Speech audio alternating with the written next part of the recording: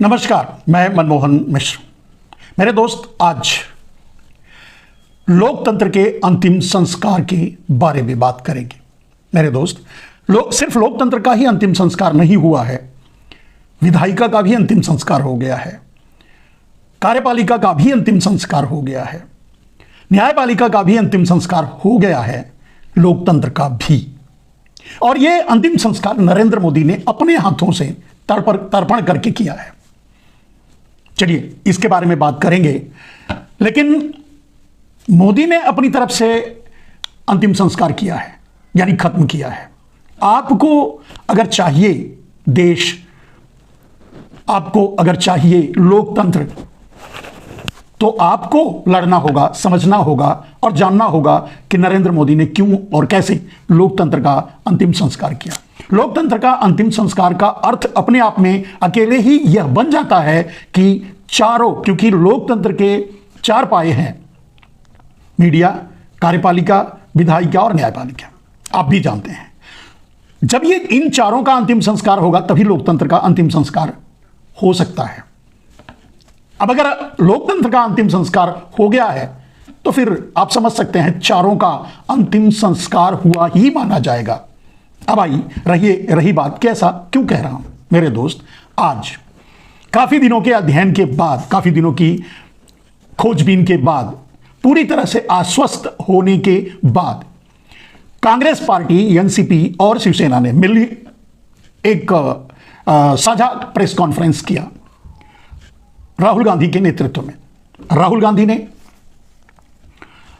3 बड़े सवाल खड़े किए और ये 3 बड़े सवाल चुनाव आयोग के सामने हैं। अभी तो सामने चुनाव आयोग है, लेकिन उसके बाद सामने सिर्फ चुनाव आयोग है, लेकिन लक्ष्य है महाराष्ट्र चुनाव को रद्द करवाना। महाराष्ट्र में चुनाव रद्द करके फिर से चुनाव करवाना ही पड़ेगा, और सिर्फ महाराष्ट्र में नहीं, दूसरे और राज्यों में जैसे हरियाणा, प्रमुख रूप से राजस्थान और मध्य प्रदेश, हरियाणा और अब दिल्ली, निश्चय ही इन सभी राज्यों में कल चाहे जो भी परिणाम आए, इन सभी राज्यों में चुनाव रद्द करवा करके फिर से चुनाव करवाना पड़ेगा। इसका मतलब यह है कि नरेंद्र मोदी का झोला उठ गया, या फिर नरेंद्र मोदी को झोला उठा लेना चाहिए। वैसे भी अंतर्राष्ट्रीय मंच पर नरेंद्र मोदी खुद नंगे हो चुके हैं। उनका जो डंका बज रहा था, उसकी लंका लग चुकी है।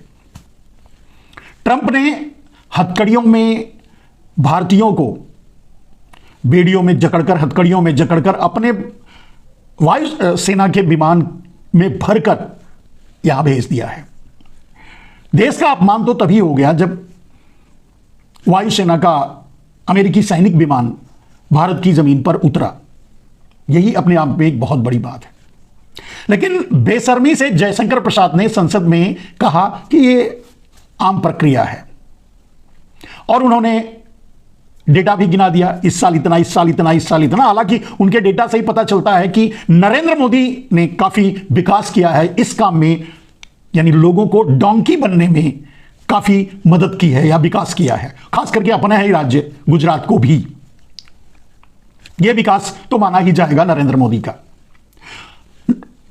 जयशंकर ने भले ही यह लिस्ट जारी की, उस लिस्ट से जो बात सामने आई, लेकिन बड़ी बेशर्मी से जिस तरह से आज गोदी मीडिया, सुपारी मीडिया, मोदी का आईटी सेल, मोदी के मंत्री यह बात कह रहे हैं कि जो वहां से आए हैं वो कोई हीरो नहीं है और ना ही वीजा पासपोर्ट के जरिए गए हुए हैं, न जाने कौन कौन से अपराध करके किन किन रास्तों से वहां गए थे। अब वहां से आ रहे हैं तो अपराधी तो है ही हैं। ये प्रूव करने की कोशिश कर रही है मोदी की गोदी मीडिया और आईटी सेल। अच्छी बात है। तो उतरने के बाद उनको अरेस्ट कर लेना चाहिए था, जेल में डालना चाहिए था, इंक्वायरी करनी चाहिए थी कि भाई तुम कैसे, कहां से और किन किन तरीकों से गए। अगर अमेरिका के खिलाफ तुमने अपराध किया, अमेरिका में जाकर बसे गलत तरीके से, तो तुम भारत के भी अपराधी हो, तो जेल में चलो। करना चाहिए था। एक और बात जयशंकर को बतानी चाहिए थी संसद में ही कि इसके पहले भी अमेरिका का वायुसेना, अमेरिका के वायुसेना का विमान, सैनिक विमान भारत पहले भी हर बार इसी तरह से लेकर आता रहा है, बेड़ियों में, हथकड़ियों में जकड़ करके महिला, पुरुष और बच्चों को। लेकिन उन्होंने ये नहीं बताया, खोजने से सोशल मीडिया या दूसरे और माध्यमों से भी नहीं मिला। इसका अर्थ यह है कि जयशंकर प्रसाद झूठ बोल रहे थे, जयशंकर झूठ बोल रहे थे, विदेश मंत्री। खैर, झूठ तो नरेंद्र मोदी ही बोलते हैं, झूठ के सिवा कुछ भी नहीं बोलते, तो उनके मंत्री झूठ ही बोलेंगे। झूठ के साथ झूठा ही रहता है, झूठा ही सीखता है, झूठा ही बन जाता है। पहले नहीं हुआ रहा होगा तो भी बन गया। बात यहां यह नहीं है मेरे दोस्त, बात इससे आगे की है जो आज करना है। तो नरेंद्र मोदी का डंका, मैंने कहा नरेंद्र मोदी का डंका बज ही चुका है देश विदेश में। कौन सा देश इन्हें शरण देगा ये तो वक्त बताएगा, अडानी के साथ ये कब जाएंगे वो भी वक्त बताएगा। हां, देश के कानून का मुकाबला तो ये नहीं करते हैं। इसका उदाहरण तो नीरव मोदी, मेहुल चोकसी, न जाने कितने हैं, आप जानते हैं। जब भी कानून का सिकंजा इन पर कसेगा, ये क्या करेंगे आप भी जानते हैं, ये पूरा देश भी जानता है। लेकिन अब कानून का सिकंजा भी कसेगा, इसीलिए मैंने कहा कि मोदी जी झोला उठा लीजिए, वक्त आ गया है, आपने ही कहा था। तो अंतिम संस्कार यानी लोकतंत्र के अंतिम संस्कार की बात, खास करके महाराष्ट्र के चुनाव को लेकर के राहुल गांधी ने जो आज प्रेस कॉन्फ्रेंस किया, उनमें 3 अकाट्य साक्ष्य प्रस्तुत किए। पहली बात कि लोकसभा के चुनाव से पहले 5 सालों में जितने वोटर जुड़े थे महाराष्ट्र में, उससे ज्यादा वोटर जुड़ गए लोकसभा के चुनाव के बाद से और विधानसभा चुनाव होने तक। ऐसा क्यों और ऐसा कैसे? ये कौन है? और यही लिस्ट मांग रहे हैं राहुल गांधी चुनाव आयोग से। चलिए, यह बात अलग है, लिस्ट क्यों मांग रहे हैं, चुनाव आयोग से ही प्रूफ हासिल क्यों करना चाहते हैं, यह तो निश्चित है कि बात यहां खत्म नहीं रही, बात तो यहां से शुरू हुई है, बात आज शुरू हुई है इस प्रेस कॉन्फ्रेंस के बाद से। अब निश्चय ही कांग्रेस पार्टी और दूसरे विपक्षी दल या इंडिया गठबंधन सुप्रीम कोर्ट जा रहा है विथ प्रूफ, और ये सारे प्रूफ अकाट्य हैं, कोई गोलमाल नहीं कर पाएगा। अंतिम संस्कार के बाद भी चुनाव आयोग मर चुका है। आपको पता ही है कि अखिलेश यादव कफन भेंट कर चुके हैं, तो मर चुका है तभी तो। और जो हो रहा है चुनाव के नाम पर, जो ड्रामा हो रहा है, वो तो यही साबित करता है और यही दिखाई दे रहा है। तो राहुल गांधी का यह सवाल कि 5 साल के अंदर जितने वोटर नहीं जुड़े, 5 महीने के अंदर उससे ज्यादा वोटर कैसे जुड़ गए, यह बहुत बड़ा और अकाट्य सवाल है। इस पर इसका जवाब गोलमाल तरीके से नहीं उठाया जा सकता। लेकिन जुड़ कैसे गए यह समझ में सबको आता है। क्यों? क्योंकि लोकसभा के चुनाव तक नरेंद्र मोदी को अपने ईवीएम के गोलमाल पर पूरा भरोसा था। माने ईवीएम में गड़बड़ी, ईवीएम को बदलना या अपने लोगों के जरिए दबाव डालकर प्रशासन पर उनसे जबरदस्ती लिखवा लेना, अपने पक्ष में अपने कैंडिडेट को जितवा देना, यह सब पर उन्हें भरोसा था लोकसभा चुनाव तक। लेकिन खास करके महाराष्ट्र और उत्तर प्रदेश में बुरी तरह से हारने के बाद इरादा बदल गया। उन्होंने यानी नरेंद्र मोदी ने नया पैटर्न शुरू किया और जोड़ा। पहले भी कर ही रहे थे, लेकिन परसेंटेज वाइज इस पर कम जोर दे रहे थे, चुनाव ईवीएम और उन सब पर गोलमाल करने पर ज्यादा जोर दे रहे थे। लेकिन पता चला कि लोग इतना ज्यादा खिलाफ हो चुके हैं, हम समझते हैं कि 2-5 सीट भी भारतीय जनता पार्टी को महाराष्ट्र में नहीं मिलती। जब यह उम्मीद हो गई, तो जब यह समझ में आ गया लोकसभा चुनाव, क्योंकि लोकसभा चुनाव का रिजल्ट भी गड़बड़ी के बाद ही यह था, वरना तो भारतीय जनता पार्टी 100 के नीचे सिमटने वाली थी। जहां तक भी उनको जो भी सीटें मिली हैं वो गोलमाल से ही मिली हैं। लेकिन उस गोलमाल में भी इतना दम नहीं था कि वो लोकसभा में महाराष्ट्र और उत्तर प्रदेश में अपनी हार को बचा पाते। परिणाम यह हुआ कि लूली लंगड़ी सरकार बन गई, गठबंधन की सरकार, खरीद फरोख्त की सरकार, डराई धमकाई सरकार। अब 2 दलाल यानी नायडू और नीतीश, डरा करके साथ में रख करके सरकार चलाई जा रही है। हालांकि यह भी परिणाम है कि नीतीश की भी पार्टी टूटेगी और नायडू की भी। नहीं टूटेगी तो पूरी पार्टी ही खरीद लेंगे नरेंद्र मोदी, पैसे की कहां कमी है। लेकिन जब यह पता चल गया कि महाराष्ट्र के चुनाव में किसी भी कीमत पे नहीं जीतेंगे, 2-4 सीटें आनी बहुत मुश्किल हैं, तब वोटर की गड़बड़ी शुरू की, वोटिंग पैटर्न में गड़बड़ी करना शुरू कर दिया। और तभी इन्होंने 5 महीनों के अंदर नकली वोटर्स महाराष्ट्र में जोड़े। पैटर्न क्या था कि कुछ लोगों का वोट कटवाना, जो उनके पक्ष में वोट ना देने की संभावना हो, और बाकी वोट जोड़ना। इन दोनों तरीकों से महाराष्ट्र में चुनाव जीता गया और उसी का परिणाम है कि ये तीनों प्रमाण के साथ सवाल सामने आए हैं। मेरे दोस्त, दूसरा जो सबसे बड़ी बात राहुल गांधी ने उठाया मुद्दा कि वोटर की जनसंख्या कितनी है। बहुत सीधी सरल भाषा में आपको कह रहे हैं, वोटर की जनसंख्या कितनी है, महाराष्ट्र में वोटर की जनसंख्या कितनी है और वोट कितने पड़े, कितने लोगों ने वोट दिया। चाहे जिस कंस्टिट्यूएंसी पर, चाहे जिस क्षेत्र में, बहुत से एक क्षेत्र का प्रमाण भी राहुल गांधी ने दिया कि वोट कितने थे और वहां वोट कितने पड़े। यानी पूरे महाराष्ट्र को भी अगर जोड़ें तो जितने वोट थे, बालिग वोटर थे, उससे ज्यादा वोट पड़ गए। इसका मतलब 100% से भी ज्यादा वोट पड़े। वोटर कहां से आ गए, वोट पड़ कैसे गए? एडल्ट वोटर, बालिग वोटर, जिनको वोट देने का अधिकार है, उसके अनुसार जो जनसंख्या थी वहां, उससे ज्यादा वोट पड़े तो कहां से पड़े?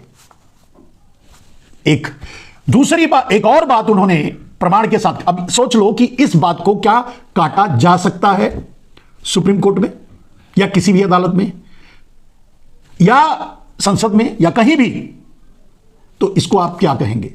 लोकतंत्र का अंतिम संस्कार ही कहेंगे ना। सिर्फ यही नहीं हुआ है,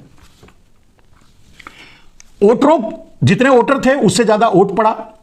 जो वोटर जुड़े उसमें 90% वोट भारतीय जनता पार्टी को ही गया। यानी जो, चलिए मान लीजिए कि अगर ये नॉर्मल प्रक्रिया है तो जुड़ने वाले जो वोटर थे वो सबके सब भारतीय जनता पार्टी के समर्थक ही उसी 5 महीने में जुड़ गए और वो भारतीय जनता पार्टी को वोट दे दिया।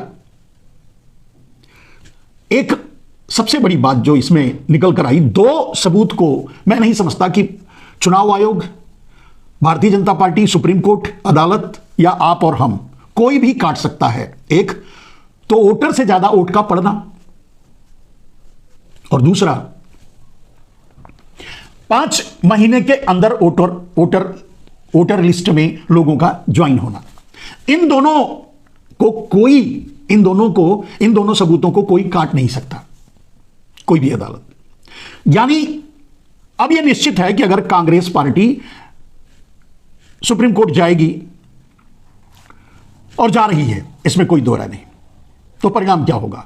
महाराष्ट्र का चुनाव रद्द होगा। और सिर्फ महाराष्ट्र नहीं, कांग्रेस पार्टी अब हरियाणा, महाराष्ट्र और दिल्ली के कल के परिणाम को भी प्रभावित करेंगे। और अगर यह साबित हो गया और अगर सुप्रीम कोर्ट इस पर निर्णय लिया तो उसे फिर संसदीय चुनाव को भी, माने संसद को भी भंग करने का आदेश देना पड़ेगा। यानी फाइनली यह निश्चय है कि नरेंद्र मोदी को झोला उठाना पड़ेगा, या नरेंद्र मोदी को झोला उठ गया समझो। इसीलिए मैंने कहा कि नरेंद्र मोदी जी अब बेहतर है झोला उठा लो और तैयार रहो।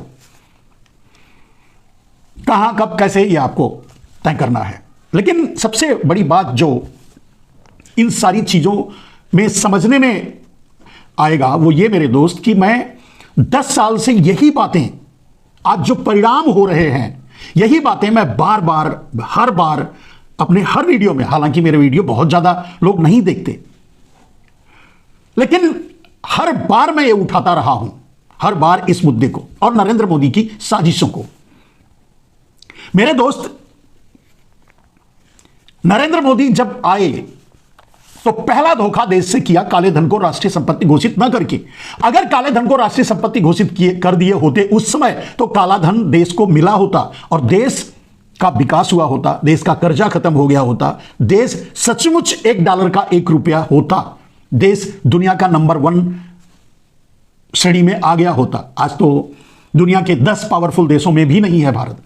और सपना इसीलिए नरेंद्र मोदी 47 का दिखाते हैं। उन्हें पता है कि जानते हैं कि वो कुछ कर नहीं पाएंगे, उनसे कुछ होने वाला नहीं है। झूठ बोलो, सपने दिखाओ, उसी के जरिए वोट पाओ, सरकार बना लो, सरकार में बने रहो। और खास करके नरेंद्र मोदी तो सत्ता में इसलिए बने हैं कि वो खुद को और अपने यार को जेल जाने से बचा सकें, यानी अडानी को और खुद को जेल जाने से बचा सकें। जैसे ही कुर्सी पर उतरेंगे सारे पाप सामने आ जाएंगे।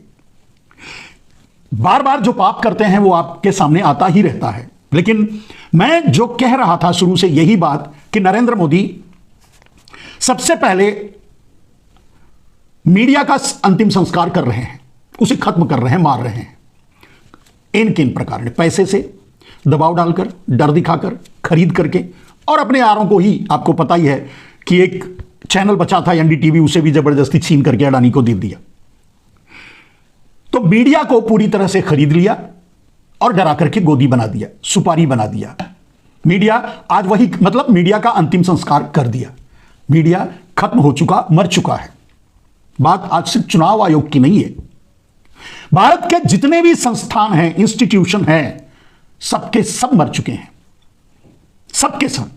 और कोई अपनी जगह जो उसे करना चाहिए वो नहीं कर रहा है। ईडी क्या कर रहा है, सीबीआई क्या कर रहा है, आईटी क्या कर रहा है। अगर ये काम ही करते तो अडानी, इतने बड़े दुनिया के सबसे बड़े अपराधी अडानी जेल में होते। लेकिन ऐश कर रहे हैं देश के उसी पैसे से जो देश के चोर चुरा करके विदेशों में रखे थे, पूरा भारत खरीद रहे हैं। जब भी एक आपराधिक प्रवृत्ति के आदमी को सत्ता हाथ में आती है, चाहे वो गांव के ग्राम पंचायत की सत्ता हो, या जिले की हो, या प्रदेश की हो, या फिर देश की हो, जब एक आपराधिक मनोवृत्ति के आदमी के हाथ में सत्ता आती है तो वो उस पर बैठे रहने के लिए, अयोग्य होते हुए भी उस पर बैठे के रहने के लिए अपराध पे अपराध, अपराध पे अपराध, अपराध पे अपराध करता है। यहां वही हुआ। गोदी मीडिया का अंतिम संस्कार कर दिया गया। हम और आप देखते रह गए, हम जैसे लोग चिल्लाते रहे। बहुत बुरा होगा, आपकी आवाज नहीं सुनेगा कोई, आप मार दिए जाओगे, मर रहे हो ना। कुंभ में जितने भी मारे गए और जितने भटक रहे हैं, किसकी सुनवाई हो रही है, किसके बारे में रिपोर्टिंग हो रही है, किसके बारे में बताया जा रहा है। 50 लाख मारे गए महामारी में, किसके बारे में आप जान पाए। जिनके मरे वो ले जाकर दफना करके नोट लॉन्चिंग के टाइम पे हुआ, चाहे किसानों को दिल्ली के बॉर्डर पे बिठाकर मार ही रहे हैं नरेंद्र मोदी। और किसकी रिपोर्टिंग हो रही है, किसी की नहीं, क्योंकि मीडिया का अंतिम संस्कार हो चुका है। आज सबसे बड़ा आरोप प्रशासन पे लग रहा है, सिस्टम पे लग रहा है, जो वॉइस ढोकर, यानी मरने के बाद जो काम करते हैं भूत प्रेत। मरने के बाद आदमी क्या करता है, जब आदमी मर जाता है भूत प्रेत बनता है, कहते हैं। मैं नहीं मानता, मैं तो भगवान को भी नहीं मानता। तो मरने के बाद भूत प्रेत बन जाते हैं। भूत प्रेत बनने के बाद जो काम करते हैं वही काम सिस्टम कर रहा है, ईडी कर रहा है, सीबीआई कर रहा है। उसका आका जो बोल रहा है वो दूसरे को जाकर सता रहा है। यही हो रहा है दिल्ली में भी। यही बात चुनाव में पुलिस और चुनाव आयोग मिलकर चुनाव लड़वा रहा है। सीधे आरोप लगाया जा रहा है, सीधे बात कही जा रही है, प्रमाण के साथ सोशल मीडिया में डाले जा रहे हैं, हो रही है। और उसका प्रमाण तो परिणाम ही बता रहा है। यानी ब्यूरोक्रेसी, यानी सिस्टम का भी अंतिम संस्कार नरेंद्र मोदी ने कर दिया। मैंने कहा कि अपराधी मनोवृत्ति का आदमी सबसे पहले वो अपने आप को सुरक्षित रखने के लिए सबको मार डालता है, मार रहा है, सारे सिस्टम को मार रहा है। मीडिया को मार दिया, ब्यूरोक्रेसी को मार दिया। कोई आपके पक्ष में नहीं बोल रहा है, चाहे वो किसी भी पद पर बैठा हो। क्या संसद में आपकी बात उठाई गई, आपके बारे में बात की गई? श्रद्धांजलि तक नहीं देने दी कुंभ में मरने वालों को। यानी आपके लिए ये मर चुके हैं, आपके लिए इनका अंतिम संस्कार नरेंद्र मोदी ने करवा दिया है। अब ये मरे हुए लोग नरेंद्र मोदी के लिए काम कर रहे हैं, भूत बनकर, प्रेत बनकर। क्लियर? तो दो लोकतंत्र के दो पाए, यानी मीडिया और ब्यूरोक्रेसी, यानी सिस्टम खत्म, मर चुका है। बेच दिया, मार दिया, खत्म कर दिया, खरीद लिया, जो भी किया, अंतिम संस्कार कर दिया। एक और विधायिका का क्या हाल है? संसद में आप देख रहे हैं, मतलब जेपीसी बनी थी, उसमें भगा करके एक कानून पास करने की कोशिश की गई। छोड़ दो उसको। संसद में क्या हो रहा है? 100 150 को एक साथ सस्पेंड कर दिया जा रहा है, यहां तक कि सीधे बोली लगाकर खरीदा जा रहा है। तो इसे क्या कहेंगे? जिंदा विधायिका इसे मानेंगे? मैं नहीं समझता। तो उसका भी अंतिम संस्कार नरेंद्र मोदी ने अपने हाथों से कर दिया। अब आप भरोसा ही नहीं कर सकते कि जिसको वोट दे रहे हैं वो कब तक आपके साथ खड़ा रहेगा, आपके लिए काम करेगा। आपके लिए तो काम कर ही नहीं रहा है, कब तक वहां खड़ा रहेगा जहां जिसके नाम पे आपने वोट दिया है? कब बिक जाएगा, कब खरीद लिया जाएगा, कब डरा लिया? और ये उसकी मजबूरी है। कोई बिकना, हर आदमी बिकने के लिए तैयार नहीं है, बिक नहीं रहा है। लेकिन ईडी, सीबीआई और जेल का डर तो हर आदमी को होता है ना, उस डर से जा रहे हैं लोग। राहुल गांधी ने बड़े ताल ठोक कर ये बात कही कि महल बचाने के लिए जाइए भाई, जाइए। कहने न जाने वाले भी मजबूरन जा रहे हैं। नहीं तो सही केस तो छोड़ दीजिए, अगर सही केस होता मान लीजिए उनके ऊपर, तो जेल जाते। लेकिन जैसे ही भारतीय जनता पार्टी में जाते हैं, वो वॉशिंग मशीन में डाल करके सब क्लीन हो जाते हैं। इसे अंतिम संस्कार ही कहा जा सकता है। सबसे अंतिम पड़ाव आता है आदमी की उम्मीद, वो न्यायपालिका की है। न्यायपालिका ने नरेंद्र मोदी के इस अमृतकाल में क्या किया है, आप खुद सोच लीजिए गंभीरता से, आपको मेरी बात का जवाब मिल जाएगा। राहुल गांधी के केस से भी इसे जोड़कर देख लीजिए। एक केस खुद केस करने वाला बंद करवा देता है, जब देखता है कि अब इसकी जरूरत है खुलवा देता है। राहुल गांधी पर इतने जल्दी फैसला भी जुडिशरी दे देता है, ओवरटेक करते हुए मैक्सिमम फैसला दे देता है। फिर अंत में सुप्रीम कोर्ट में आकर के वो बात रोकी जाती है। मेरे दोस्त, बात कहीं की भी किसी भी अदालत की हो, संसद में खड़े होकर के झा साहब ने कहा था, मनोज झा शायद उनका नाम है, उन्होंने कहा कि न्याय भी नाम देखकर दिया जा रहा है। इसे आप न्यायपालिका का अंतिम संस्कार नहीं कहेंगे तो क्या कहेंगे? और सबसे बड़ी बात कि न्याय आम आदमी के लिए तो है ही नहीं। क्या आप उम्मीद करते हैं 80 करोड़ लोग जो 5 किलो अनाज की लाइन में खड़े हैं, वो सुप्रीम कोर्ट या हाई कोर्ट जाकर अपना न्याय मांग सकते हैं? फिर उनके लिए कौन न्याय मांगेगा? और उनके लिए जो न्याय मांगेगा उसे बाएं हाथ से नरेंद्र मोदी खरीद ले रहे हैं, यानी नेतागण। कहने का अर्थ यह है कि न्यायपालिका भी उनके लिए नहीं है। 80 करोड़ लोग जो 5 किलो अनाज की भीख की लाइन में खड़े हैं, उनके लिए न्यायपालिका नहीं है। रोड पर जो भटक रहे हैं बेरोजगार, उनके लिए भी न्यायपालिका नहीं है। मेरे दोस्त, 5 साल की वॉचमैनी करने जो सेना में जा रहे हैं बेचारे अग्निवीर बनकर के, उनके लिए भी न्यायपालिका नहीं है। मजदूर जिन्हें मजदूरी नहीं मिल रही है, अपना पेट नहीं पाल पा रहे हैं, उनके लिए भी न्यायपालिका नहीं है। वो भी हाई कोर्ट, सुप्रीम कोर्ट नहीं जा सकते। मध्य वर्ग जबरदस्ती ढकेल करके गरीबी रेखा के नीचे ला दिया गया। हर आदमी आज राशन की लाइन में खड़ा हो गया। जो थोड़ा बहुत बचा है अपनी जमा पूंजी, अपनी जमीनें या अपना गहना बेचकर अपने परिवार का पालन कर रहा है। मेरे दोस्त, लोकतंत्र के चारों पाए का अंतिम संस्कार नहीं हुआ तो क्या?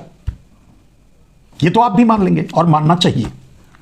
अब रही बात कि अगर आप लोकतंत्र को जिंदा करना चाहते हैं, लोकतंत्र को बचाना चाहते हैं, लोकतंत्र को फिर से राह पे लाना चाहते हैं, ब्यूरोक्रेसी को बचाना चाहते हैं, न्यायपालिका को बचाना चाहते हैं, विधायिका को बचाना चाहते हैं, मीडिया को बचाना चाहते हैं, तो आपको ये सारी जिम्मेदारियां लेनी पड़ेंगी।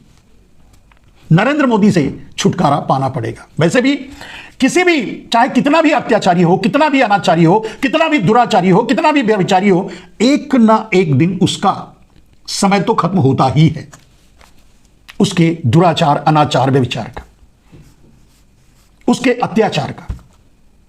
और सबसे बड़ी बात, मैं ये बात कई बार कह चुका हूं कि नरेंद्र मोदी एक शिवलिंग पर चढ़े हुए बिच्छू के समान है। ये करते क्या है?